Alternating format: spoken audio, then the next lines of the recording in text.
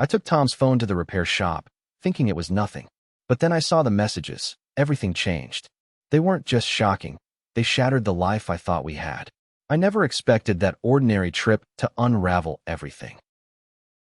My name is Emily, and I've been married to Tom for 5 years.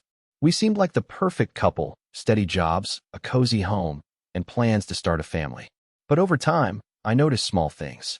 Tom became more secretive with his phone. He said it was all work stuff, nothing to worry about. Still, something felt off.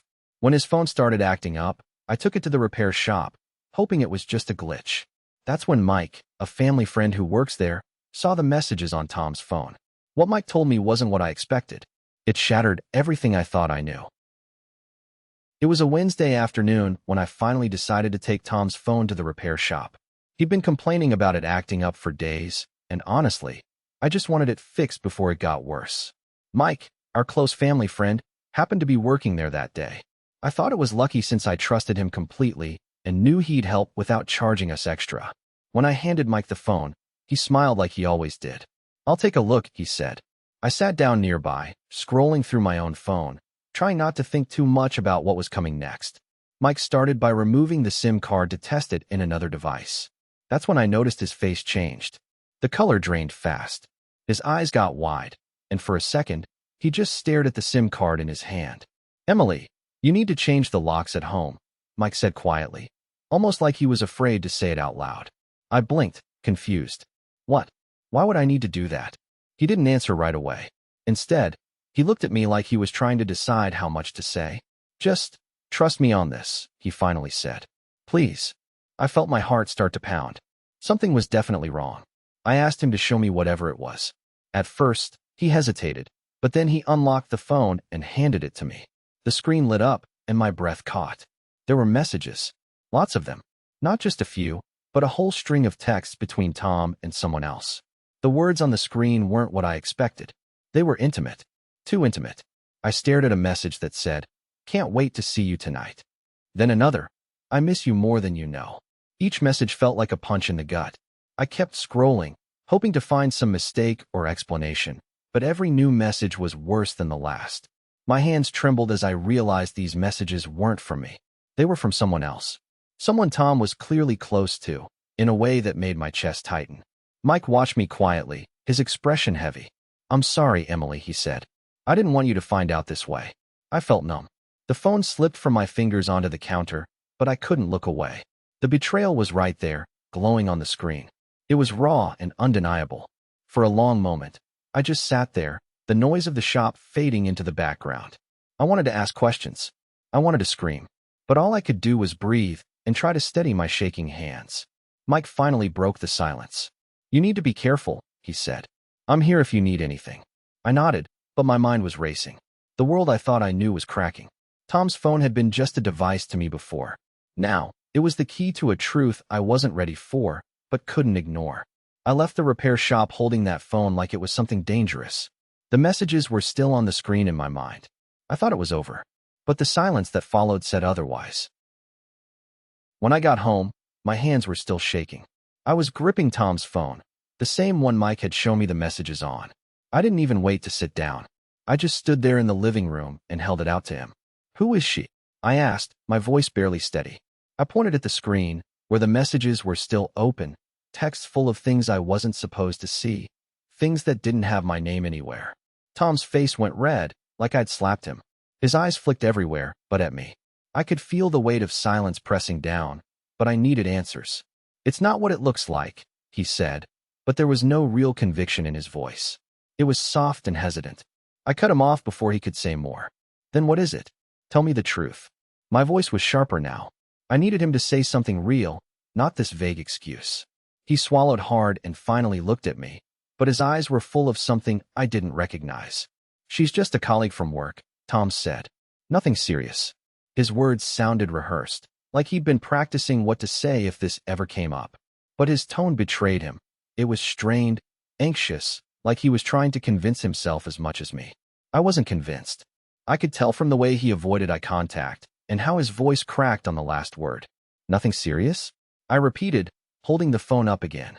"These messages don't look like nothing serious." He ran a hand through his hair, then looked away again. I said, "It's just a work thing. I didn't want you to worry." But I wasn't worried. I was broken. This was more than just a work thing. I wanted to ask more, to get something real out of him, but he shut down. "Can we not do this right now?" he said quietly. "I'm tired." That made my chest tighten. He was tired, sure, but I was the one holding the phone with proof in my hand. I was the one who was supposed to feel safe, and instead felt like a stranger in my own home. I sat down slowly, still staring at him. My hands trembled as I put the phone on the coffee table between us. "Tom, I need to know what's going on. If you're hiding this, it's already too late." He didn't say anything for a long time. His silence filled the room. I could see the guilt in his eyes, but he still wouldn't open up. So I sat there, waiting for him to say something that made sense, something real. But all I got was more silence and that tight, nervous look like he was caught in something he couldn't fix. That night, I went to bed feeling more lost than ever. I kept replaying his words, "just a colleague," over and over. But the messages told a different story. I knew my doubts weren't going away anytime soon. I thought it might be the start of something I wasn't ready for, but I couldn't turn back now. I thought it was over. But the silence that followed said otherwise. I sat across from Tom in the living room, the phone still in my hand. My voice felt tight, almost brittle when I said, "I need the whole truth. No more lies." He looked down, chewing on his lip, and I could see the weight pressing on him. After a long pause, he finally said, "It's Jessica, from the office. We've been seeing each other for 2 years." Those words hit me harder than I expected. Jessica, not just some random coworker, but Jessica, the one we both called a friend. The one I trusted enough to invite into our home for dinner more than once. I blinked, trying to hold steady, but my voice broke anyway. "How could you?" I barely got the words out. Tom didn't look at me. He swallowed and said, "It started when you were away for that work conference." He meant the trip I took 3 weeks ago, the one I thought was just another step toward building our family. We didn't plan for it to happen. It just did. I wanted to scream, to ask why, but all I could do was sit there, frozen. 2 years. That was 18 months of secrets. 18 months of lies I never saw coming. I thought back to all the times I asked him about late nights, or those weekends he said he was working. Jessica had always seemed harmless, just a friendly face in the office. Now, the reality was different. She wasn't just a colleague. She was the person who had betrayed me alongside my husband. I asked him, voice trembling, "Why didn't you tell me? Why keep it hidden?" He looked up finally, eyes full of regret. "I was scared. I didn't want to hurt you. I thought I could stop, but it just got worse." I felt a cold numbness spread through me. The betrayal wasn't just about the affair. It was the years of deception, the lies from 2 people I trusted the most. I thought about Jessica, about how I'd laughed with her, shared parts of my life. I thought about Tom, the man I married, the life we built. And now, all that felt like it had been built on quicksand. I couldn't find the words to respond. My hands clenched the phone tighter, knuckles white. The silence between us was loud and heavy. I realized then that this wasn't just a mistake or a moment of weakness. It was a carefully hidden web, spun over 2 years. Tom's voice broke the silence. "I'm sorry, Emily. I never wanted to lose you." But his apology felt empty. It was too late for words. I thought about the times I tried to reach him, the many calls he never returned. I thought about the nights I lay awake, sensing something was wrong, but not knowing what. Now I knew. The truth was worse than I ever imagined. I stood up suddenly, the room spinning a little. "I need space," I said quietly. I didn't want to see his face right then, not while everything inside me was breaking. I walked out of the living room, the weight of the secret pressing down harder than ever. As I closed the door behind me, I knew this was just the beginning. The truth was out, but what came next was unknown. The silence that followed said more than any words could. I didn't say much after Tom confessed. I just stood there, frozen for a few seconds, then grabbed my coat and keys. I didn't want to hear anything else. The weight in my chest was too heavy, and the silence that followed felt suffocating. I didn't even take my phone or the messages with me. I just needed to get out. I locked the front door behind me without looking back. The house felt strange and empty, like it had already given up on me. I got in my car and started driving, hands gripping the steering wheel tight enough to leave marks. Every time I replayed what Tom said, "Jessica, from the office. We've been seeing each other for 2 years," my chest tightened. The betrayal wasn't just about the affair. It was about the lies, the pretending, The way I'd been kept in the dark by someone I trusted most. I didn't have a clear destination at first. I just drove, trying to escape the noise inside my head. After a few minutes, I found myself heading to my sister Anna's place. I hadn't called her.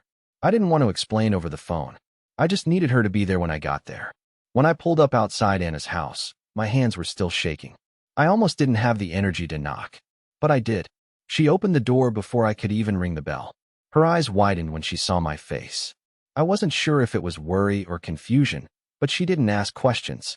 She just stepped aside and let me in. The moment I crossed the threshold, I felt a little of the pressure ease. Anna didn't say anything. She just handed me a glass of water and sat down beside me on the couch. I collapsed next to her, the phone still in my jacket pocket, untouched. I couldn't bring myself to show her the messages. Not yet. For a long time, we just sat there. I stared out the window while Anna kept quiet.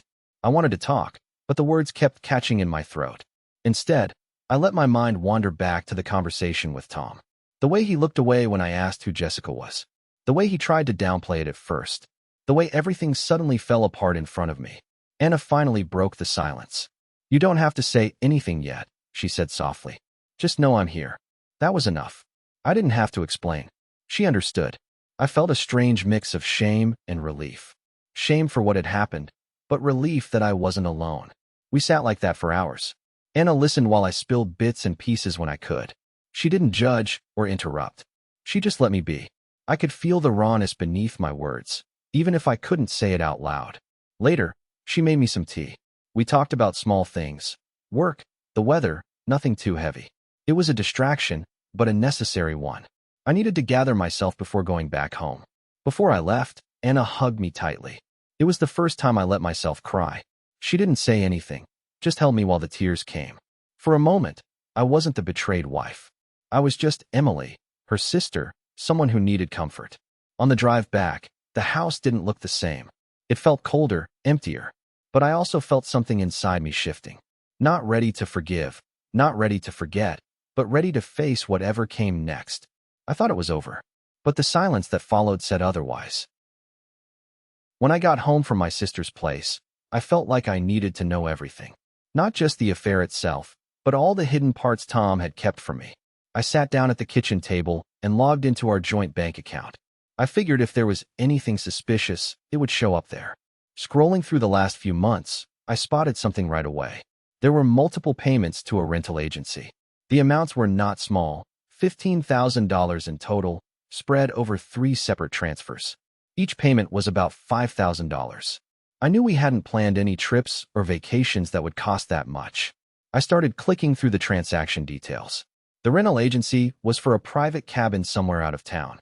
That wasn't something I'd ever heard Tom mention. When I asked him about business trips, he never said anything about renting a place like that. It was clear now that it wasn't for work. That payment alone was enough to make me sick, but I needed more. I opened Tom's social media accounts and started scrolling through photos and posts. That's when I saw it, a picture posted by our mutual friend, Sarah. The photo was taken at a restaurant Tom had told me he was at for a business dinner. But the woman sitting next to him wasn't a colleague. It was Jessica. They were laughing, looking close, too close. The picture was dated 2 weeks ago. It was the same night Tom had told me he was working late. I stared at the photo for a long time. It was like a punch in the gut, seeing proof of the lie right there, in color. I saved the image and sent it to my phone. Holding my phone in my hand, I realized these weren't just small moments of weakness. They had been hiding this for 18 months. The payments, the dinners, the lies, they all connected. I thought about how many times I had asked Tom where he was, and he gave me vague answers. How many times I had trusted him, even when I felt something was off. The pieces of the puzzle were falling into place, and it hurt more than I expected. I didn't call Tom that night. I didn't want more excuses or half-truths. Instead, I sat quietly and looked at the bank statements and the photo over and over. Each time, the reality sank in deeper. It wasn't just an affair. It was a secret life that had been built right under my nose. And now, I had proof that they had been together in places and times they'd lied about. I thought about what to do next. Should I confront Tom again? Should I go to Sarah? Or should I just keep gathering evidence? The weight of it all made my chest tight. But beneath the shock and anger, there was a strange calm. I was done pretending I didn't know. I felt exhausted, but also strangely determined. The next steps would be hard, but I needed to face the truth head-on. For the first time in a long time, I wasn't confused about what was happening. The betrayal wasn't a question anymore. I locked the laptop and put the phone down. The silence in the house felt different now, heavier but clearer. I thought it was over, but the silence that followed said otherwise. After everything I found, the messages, the payments to that private getaway, the photo from the restaurant, I knew I couldn't just sit and wait anymore. I needed to take control, even if it felt like the ground was slipping beneath me. So, I started looking up divorce lawyers. I called a few numbers I found online, and after a couple of calls, I made an appointment with a lawyer named Sarah. She had good reviews and seemed straightforward on the phone. I wasn't sure how to explain everything without breaking down. When I sat in her office, I just told her the facts. The affair with Jessica, the 2 years of lies, the secret payments, the betrayal hiding in plain sight. Sarah listened quietly. I think she understood without me needing to say much beyond the essentials. She asked about our assets, if we had any joint accounts, and I handed her the bank statements that showed the suspicious $15,000 transfer to the rental agency.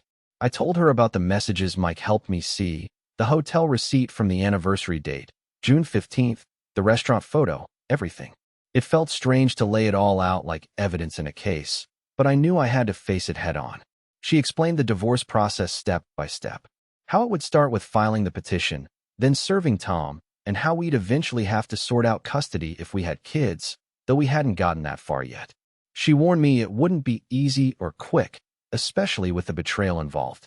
But you're doing the right thing, Sarah said quietly. You're taking back your life. Hearing that helped, but it didn't make the decision less painful. I sat in her office, feeling the weight of what I was about to do. Dissolving a marriage that had felt so solid for 5 years wasn't just a legal step. It was a break from everything I believed about us. The dreams we shared, the plans we made, all of it felt like it was crumbling. Still, I knew staying would only hurt me more. The man I married wasn't the man I trusted anymore. I told Sarah I wanted to move forward, and she gave me the paperwork to review. I took it home, sitting at the kitchen table with the divorce petition in front of me. I stared at the words, feeling numb. It was so official, so final. That night, I kept replaying everything in my head. The quiet moments before I found out, the phone repair shop with Mike's face turning pale, Tom's confession about Jessica. I realized this wasn't just about ending the marriage. It was about reclaiming my peace and refusing to live in a lie. I hadn't told Tom I was seeing a lawyer yet. I wasn't ready for that conversation. I needed to be sure of my footing first. The silence between us was thick, but I could feel the shift. Something in me had changed. I wasn't the same person who had walked into that repair shop with a hopeful heart. Filing for divorce felt like stepping off a cliff, but at least I was the one choosing when to jump. I kept the papers close, like a shield against the chaos inside me. The decision was brutal, but necessary. I was ready to face whatever came next, even if it meant starting over from scratch. I thought it would bring relief, but that night, the quiet was heavy and strange. I kept waiting for the pain to hit harder, but all I felt was a hollow stillness. Maybe that was the calm before the storm, or maybe it was just the beginning of something new. I know the road ahead won't be easy, but for the first time in a long time, I feel like I'm finally standing on my own, ready to rebuild. The night of the party felt heavy from the moment I walked in. It was supposed to be a celebration for our mutual friend Don's promotion. Everyone was smiling, laughing, the usual small talk filling the air. But I wasn't there for that. I had made up my mind earlier that day. Tonight, I wasn't going to keep pretending. Tom was standing near the bar, talking to a few people. I could see the slight tension in his stance when he noticed me. I didn't look away. I walked straight toward him, my hands slightly shaking but my voice steady when I said, "We need to talk." People started to notice. Whispers began swirling, and eyes followed us as we moved to a quieter corner. I pulled out Tom's phone from my bag. The same phone Mike had shown me weeks ago with those messages. I showed it to Tom one more time. His face went pale, no words coming out. I took a deep breath and said loudly enough for a few people nearby to hear, "I'm divorcing you, Tom." The words felt like glass breaking in the quiet room. The laughter and chatter faded instantly. The air shifted. Tom opened his mouth to say something, but I cut him off. "You've been lying to me for 2 years, Tom. You had an affair with Jessica, the woman we both trusted. And I'm done." My voice didn't shake anymore. It was calm but firm. People around us went silent. Some stared, others looked away. I could feel the weight of their shock and disbelief, the way the room seemed to close in on us. I saw Dawn's face tighten in surprise, and a few others exchanged glances, clearly caught off guard. Tom tried again. Emily, it's not like that. It wasn't just an affair. It started when you were away for the conference. I was lonely, and I shook my head, stepping back a little. None of that matters now. He reached out to grab my arm, but I pulled away. No more excuses. I glanced around the room. I trusted you. We built a life together, and you threw it all away. There was a quiet sadness in my voice that surprised even me. Someone near us whispered, I had no idea. Another said, Jessica? Seriously? The gossip started to spread quietly, but the mood had shifted completely. The party wasn't a celebration anymore. Tom's face flushed red. His usual confident posture collapsed. He looked like a man caught in a trap with no way out. Please, Emily, let's talk privately. I can explain more. I shook my head again. There's nothing left to explain. Then I turned and walked away, leaving Tom standing there, surrounded by stunned faces and the silence that followed my announcement. The rest of the night was a blur. People came up to me, some to offer support, others just to say they were sorry. I didn't answer most of them. I needed to hold myself together. As I left the party, I felt a strange mix of emptiness and relief. The secret was out. The truth was no longer hidden behind closed doors or whispered lies. But I also knew things were far from over. The silence that followed said otherwise. Tom moved out a few days after the party. He packed his things quietly, without much argument. I wasn't there when he left. I stayed at my sister Anna's place, needing space from everything that reminded me of him. Our home felt different without him there, but it was still hard to face alone. When I finally went back to the house, it was empty. The silence hit me first. No Tom laughing in the kitchen, no sound of his footsteps. I started going through the rooms slowly, like I was waking the house up from a long sleep. There were still traces of him everywhere, his jacket on the chair, the coffee mug on the counter. It felt strange to see those things and know he wasn't coming back. I began cleaning, not just the house, but my head too. I packed away the photos we took before I knew about Jessica. I threw out the receipts from restaurants he said were for work, but now seemed like lies. It was a quiet process. I didn't rush it. Some days I just sat on the couch, staring at the walls, feeling the weight of everything. The pain was there, of course. Some mornings it hit me like a wave. I'd catch myself reaching for my phone to check his messages or look for texts from Jessica. But I stopped. I had to. I told myself this was about me now. About what I wanted next, not what he took from me. Slowly, I started to feel a little more in control. I changed the locks like Mike suggested. I set up new passwords on all our shared accounts. I even opened a new bank account in my name alone. It felt like small steps, but they were mine. I was reclaiming a life that felt stolen. I spent hours with Anna, talking and crying, and sometimes not saying much at all. She never pushed me to be okay right away. She just listened and made me coffee when I needed it. Having someone who didn't judge or rush me made a big difference. I could breathe there. I went back to work after a couple of weeks. It was strange walking into places where people asked about Tom. Some tried to be supportive, others just made small talk. I kept my answers short. I wasn't ready for anyone else's pity or questions. I just wanted to focus on the parts of my life I could fix. At home, I started to think about what I wanted beyond just surviving. I looked at our old plans for kids and travel and realized I had to rewrite those goals for myself. It felt selfish at first, but also necessary. I needed to trust myself again, to believe I could build something new. The house slowly felt less like a place of betrayal and more like a space for healing. I planted flowers in the garden where Tom used to work. I bought new curtains. Things that made the house feel like mine again, not a reminder of what was lost. But even as I did all this, there was a quiet sadness that lingered. Some nights, I'd wake up and the silence was too loud. I'd think about the life I wanted and the one I was left with. The contrast was hard to accept. I didn't want to forget what happened, but I also didn't want it to define me. I'm not sure when exactly the balance shifted. Maybe it was the day I realized I could live without constantly checking Tom's phone or wondering about Jessica. Or the moment I looked at the empty bedroom and didn't feel a stab of pain. It was small, but it was there. I don't think the pain will ever fully go away. Maybe it shouldn't. It's a reminder of what I survived, what I'm still surviving. But alongside that pain is a quiet strength. A sense that I'm moving forward, even if it's just one slow step at a time. I thought it was over. but the silence that followed said otherwise. It's been months since everything fell apart, and I'm finally nearing the end of the divorce process with Tom. The paperwork is almost done. I'm focusing on myself now, healing, growing, trying to put the pieces back together. It's strange how something that once felt so solid could break so easily. Trust, I've learned, isn't something you can take for granted. I've spent a lot of time thinking about those messages on Tom's phone, the payment of $15,000 to that private getaway, and the photo from the restaurant. All of it showed me how careful I needed to be with who I let in. But I'm not just being cautious out of fear. I'm learning to trust myself again, the way I felt when I finally saw the truth, even though it hurt. Rebuilding relationships with people who really support me has been important. My sister Anna has been there through it all. She's helped me see that I'm not alone, and that I deserve honesty and respect. Some friendships have grown stronger, and I'm letting go of those that didn't. The house feels different now, quieter, emptier, but it's mine to reclaim. I don't know what the future holds, but I'm starting to feel hopeful. For the first time in a long time, I'm not just surviving. I'm moving forward. If you're going through something like this, I want you to know you deserve honesty and respect. Don't ignore the little signs, even if you want to believe the best. When I found those messages on Tom's phone, the shock hit hard, but what hurt more was how long it had been hidden. It's okay to lean on the people who truly have your back, like my sister Anna was for me. She didn't judge or rush me. She just listened. Rebuilding after this kind of betrayal takes time.